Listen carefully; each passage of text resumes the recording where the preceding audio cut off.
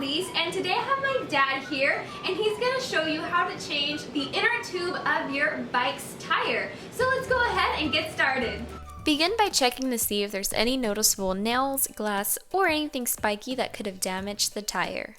If you see nothing, then we'll begin removing the inner tube.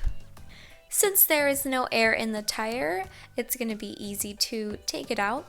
So we're going to take it out by loosening up this screw right here. And once it is loosened, you can take your tire out. But first, we need to make sure that this little clip right here is loose as well. And it should look something like this, so that it doesn't get in the way while you're removing your bike tire. To get the inner tube out, you can use these little plastic tools. They sell these wherever they sell bikes or bike parts. Or you can use 2 flathead screwdrivers. Start by using the air nozzle as a starting point, and then you're going to put the little plastic tool into the rim of the tire, and it should open up a gap. Then you're going to put the other end onto the bike metal, and then use the other plastic tool all the way around the wheel to get the bike tire loosened.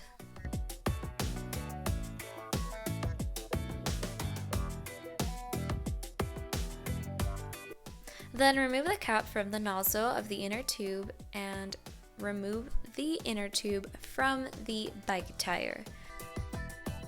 It's important to also check the inside of the bike tire to make sure that there's nothing that can once again give you a flat tire once you're on the road with your new inner tube. So once you make sure that there is nothing in there, you are good to go. Most bike tires will tell you the model number of the inner tube that you will need, and this one is 700, so you need to get the matching inner tube model number that goes with your bike. Now it's important to note that they can come with this type of nozzle, or they can come with a different type of nozzle. In this case, the nozzle that it came with before was different. But it's no big deal if you have this type of nozzle that we have right here. We're just gonna have to make sure to loosen up the tip and then remove this little bolt, and then just fill it up with just a very little amount of air. Just 1 pump will be enough. Then slightly tighten the tip of the nozzle back up so that the air won't flow out. Alright, now we can begin placing it through the slot where the nozzle goes. You can see right here there is a little slot, and that's the initial moment to put in the inner tube. Once the nozzle is in there, we're going to put the bolt that we had removed earlier back onto the nozzle. Then begin to work in the inner tube back onto the tire. The reason we only put a little bit of air into the inner tube before is so that it doesn't get all tangled up while we're putting it back in the tire. If you got the correct measurement, it should fit pretty tightly, and be careful not to rip the inner tube with the rim while you're putting it back in there. Once your tube is back into the rim and in the bike tire, start placing the actual bike tire back into the rim slowly. Once you've got the tire back in the rim, give the wheel a couple of taps to settle in the inner tube.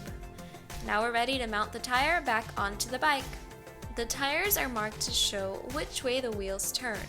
So in the same manner that we took it out, we're going to put it back in. And since it only has a little air in there, it should be pretty easy.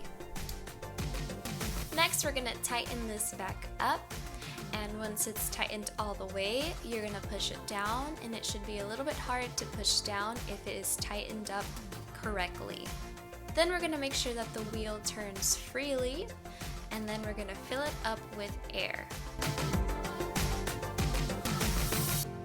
Once the air is in the tire, make sure that the nozzle is tightened because we don't want the air to flow out.